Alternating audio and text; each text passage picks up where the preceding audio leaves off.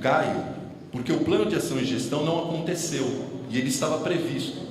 Se o plano de ação e gestão do decreto 2004 tivesse acontecido, hoje a gente não teria esses embates que a gente está tendo, a gente não teria todos esses enfrentamentos, nem estaria ouvindo coisas que a gente acabou ouvindo. E assim como muitas questões políticas não acontecem, na nossa legislação não pega, essa também foi mais uma que não pegou. Eu espero que a gente consiga, nesse novo decreto, implementar o plano de ação e gestão, para daqui 10 anos a gente poder fazer uma revisão baseada em critérios técnicos, em questões que efetivamente possam estar afetando a implementação dele, porque ele é a base do nosso plano diretor.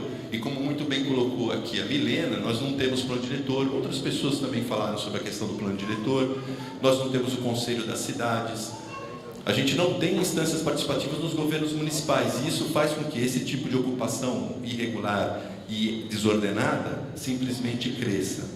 Aqui a gente também teve um revertério e demorou tantos anos, porque até hoje a gente teve com o que aconteceu com o governo Bruno, o secretário Bruno Covas, quando o tipo de condução que estava sendo levado para a reformulação do decreto, quando ele era o secretário, estava, no nosso entender, terrivelmente equivocado, porque se queria fazer uma reformulação total do processo. Felizmente, quando entrou a dona Patrícia com o novo governo, houve uma nova equipe. Nova na novidade, porque a gente vê pelos cabelos brancos que a equipe que veio tem muito a ver com o processo anterior, inclusive com a Marta aqui presente também. E o decreto ele retomou um novo rumo, e ele foi revisado e reformulado, não dentro de uma razoabilidade que não tinha quando foi discutido com a gestão do grupo setorial anterior.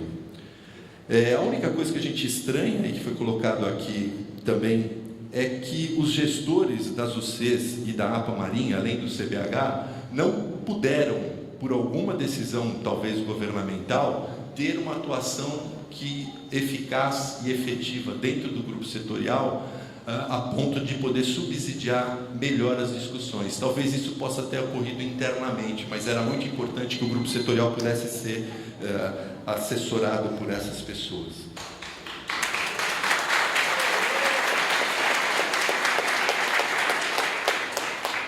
Nós temos, a gente sabe que existem muitos questionamentos com relação à representatividade desse grupo setorial, e é evidente que nele existe uma predominância de representantes de setores econômicos, grupos econômicos que já detêm negócios ou vastas áreas de terra, e em relação às terras, houve representação que defendeu publicamente propostas de cunho eminentemente pessoal, comprometendo a pluralidade de representantes e de interesses que deveria haver.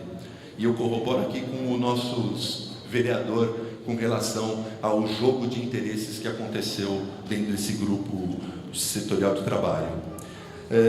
Nós estamos aqui podendo apreciar, comparando com o anterior, uma atualização e não uma reformulação.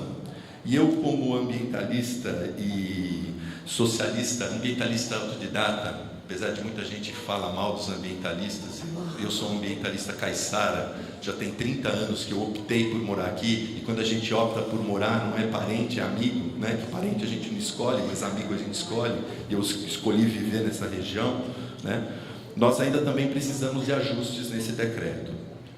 Sinto muito a falta de um documento norteador, tipo a avaliação ambiental estratégica, como preconiza a Política Estadual de Mudanças Climáticas de 2009, porque nós temos que embasar tecnicamente algumas mudanças que estão sendo propostas e outras que nós temos que propor, para que a gente já inicie. E isso é uma questão que eu sempre trago. Nós precisamos iniciar a adaptação às mudanças climáticas. Nós não estamos colocando isso na pauta, e isso é muito importante, pois muita gente, e normalmente quem sofre mais é quem não tem condições econômicas, vai sofrer muito com isso.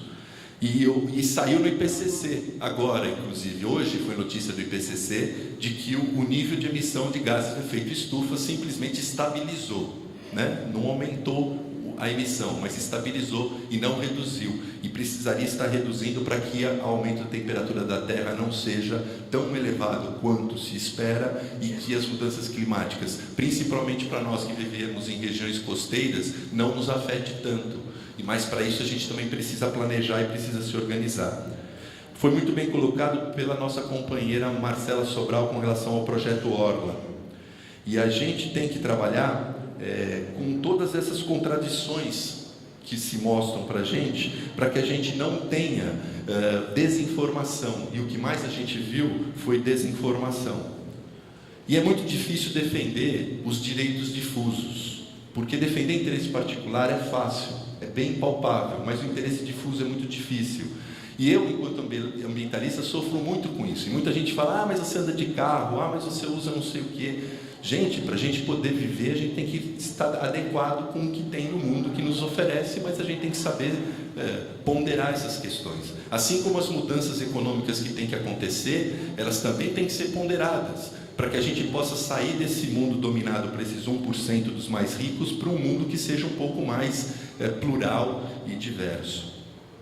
Então, defender interesses difusos é difícil.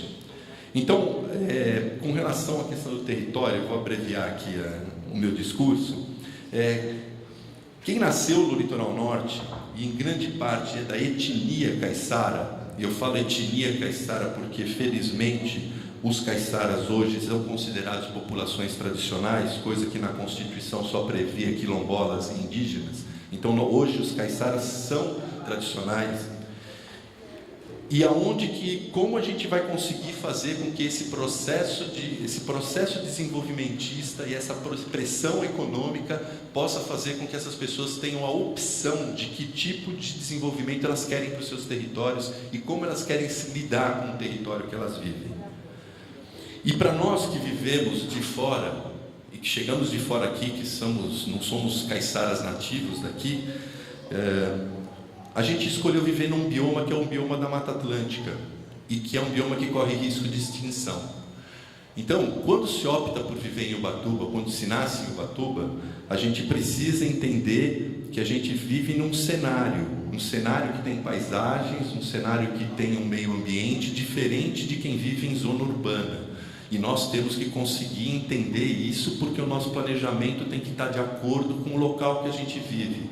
Que por mais que seja por pressões internacionais, que nós temos que preservar a Mata Atlântica, eu acho que, como foi bem colocado pelo próprio Sérgio, quem aqui é contrário à preservação e à defesa do bioma? Como que a gente vai matar a nossa galinha dos ovos de ouro? A gente não pode fazer isso. E para isso a gente tem que achar saídas que ajudem com questões econômicas para a gente absorver a população local, em termos de emprego e renda, mas também com a preservação ambiental, que é o que vai conseguir fazer com que a gente tenha um mundo um pouquinho melhor para as gerações futuras. Obrigado.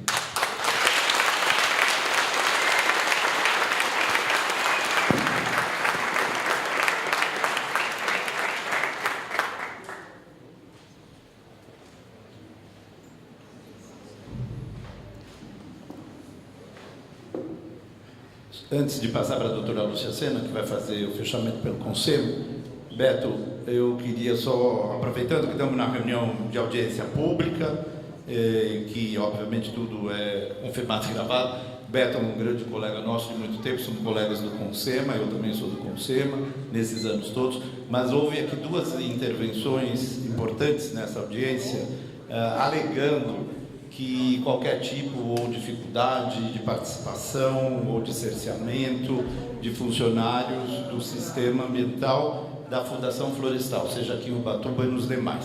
Eu preciso deixar absolutamente claro que, se houve algum cerceamento ou dificuldade, não data do período da revisão que nós estamos fazendo nesse grupo. Esse grupo começou a reunião, pelo menos sob a nossa coordenação, desde março de 2015. Desde então, todos os funcionários do sistema participaram ativamente, e eu preciso citar nominalmente, inclusive, o Carlão, que é o diretor aqui do Litoral Norte, não só é membro do colegiado, como foi a todas as reuniões, esteve nas reuniões finais, coordenou o processo. os nossos colegas da Fundação Florestal, o Leandro, o Danilo, o Miguel, o Rodrigo, a Joana e, inclusive, hoje, presente entre nós, o próprio Pedro Oliva, que representa as APAS Marinhas. Todos, sem exceção, não só participaram, como ativamente fizeram propostas por escrito, nas reuniões na secretaria, etc. Então, só para deixar registrado, para que eu não omita um fato tão importante, que esse processo contou com a colaboração de todos os funcionários do SEMP. Se houve algum tipo de antes de 2015, de 2010 a 2015, eu não tenho elementos para fazer o julgamento, mas eu preciso deixar claro que, sob a nossa coordenação, tanto da secretária Patrícia quanto agora do nosso secretário, não haveria a possibilidade de fazer uma proposta dessa sem, obviamente, os colegas da Fundação Florestal, que são gestores e que participam e que conhecem, aliás, muito mais do que até a equipe da CPLA, da realidade dessas regiões das nossas unidades de conservação. Do mesmo modo, estão aqui presentes o Fausto, que acompanhou pela CETESB ativamente todas as discussões públicas, inclusive indo às últimas reuniões nas comunidades aqui presentes. Não só ele, como o Silas, que é o nosso representante da CBRN, que está ali atrás, que é um grande conhecedor das questões dos biomas e do manejo agroflorestal em geral. Do IG, que infelizmente não está hoje, o Cláudio, que estuda justamente todos os casos, inclusive os da Célia Gouveia, citado aqui, colega nosso, que fez conosco o gerenciamento costeiro há muitos anos. Então eu queria só reiterar, pela tua fala e pela fala da minha querida amiga Patrícia Ortiz, que não está aqui presente, de que não procede, neste tempo de 2015 a 2016, qualquer tipo de afastamento dos funcionários que participaram de todo o processo e que sem eles nós não teríamos conseguido, inclusive, caracterizar vários aspectos da pressão sobre os biomas e sobre as unidades de conservação. Eu queria deixar só isso registrado e passar para a doutora Lúcia. Então, eu passo a palavra para ela, que espero que seja bastante breve, Lúcia, eu estou cansado. E acho que todo mundo aqui. Bom, eu acho que eu vou falar só boa noite. Mas eu só quero deixar uma mensagem, que é uma mensagem um pouco de um pouco mais de esperança do que muitas que eu ouvi aqui. Na década de 80, eu escolhi trabalhar na área ambiental. Eu tenho 30 anos de área ambiental. Em 2004, desde a década de 80, nós estávamos tentando fazer um zoneamento ecológico econômico. É muito difícil, é muito trabalhoso e é muito conflituoso nós estarmos regrando sobre a vida das pessoas, o lugar onde elas moram, aquilo que elas têm de propriedade, aquilo que elas pretendem para o seu futuro.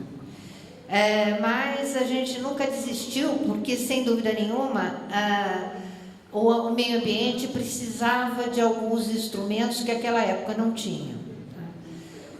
Nós brigamos bastante para conseguir isso. Em 2004, a gente conseguiu, depois de todas as dificuldades que o Beto falou aqui, e que foram vários anos de discussão, fazer o primeiro zoneamento ecológico econômico do Estado de São Paulo, e que naquela época era, sem dúvida nenhuma, alguma coisa inusitada no Brasil.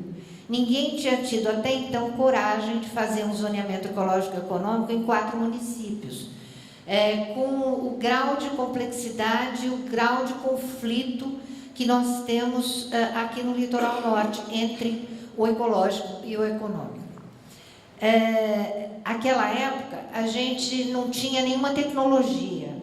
A gente desenhava os mapas com lápis de cor. A Marta, que fez tudo isso comigo, o Caio, que passou por aqui, mas eu acho que já foi, sabem bem do tipo de dificuldade que nós tivemos para fazer o primeiro zoneamento. Agora, por circunstâncias, eu voltei de novo a trabalhar na área de planejamento e vejo que este zoneamento, do ponto de vista de base técnica, de informações técnicas, assim, furos, milênios mais aperfeiçoado do que o primeiro. Nós temos uma base técnica substancial, importante, e que as pessoas que tiverem curiosidade de ver, podem ver no Datagel ou nos links que a gente tem encaminhado com todo as informações que nós usamos para fazer essa proposta. Então, eu quero dizer a vocês o seguinte, que ela nunca vai ser a proposta ideal de todos nós, exatamente porque nós estamos lidando com gestão de conflito. Mas eu tenho uma esperança enorme e acho que todos nós que estamos aqui até agora, colocando as nossas posições, sejam elas contra ou a favor aquilo que está sendo proposto agora, nós acreditamos que realmente nós podemos ter um trabalho que possa contribuir para a melhoria da vida da população do Litoral Norte, especialmente para a proteção ambiental, que é o desejo de todos nós que trabalhamos há tanto tempo nisso.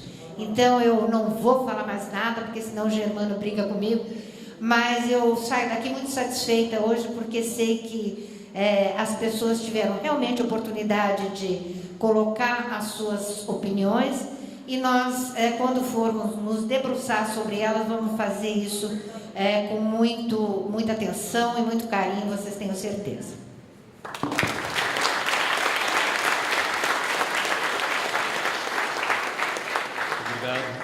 Obrigado, Lúcia. Do alto dos meus 74 anos, já às vezes já posso revelar os meus sentimentos. Estou realmente cansado, mas é porque eu estou meio resfriado. Vocês perceberam que eu me esforçava para não tossir, para não aparecer no microfone, mas não tinha jeito. Eu acho que apesar de um ou outro momento caloroso, a audiência foi muito positiva, né? Foi adequada, democrática, como se espera. Teremos mais 3 ainda, nas quais os senhores poderão se expressar. Como eu disse, tudo aqui é registrado para parte de uma ata que será composta para cada uma das audiências públicas e será juntada ao processo. Até a próxima, amanhã em Caraguatatuba. Muito obrigado, está encerrado o nosso trabalho.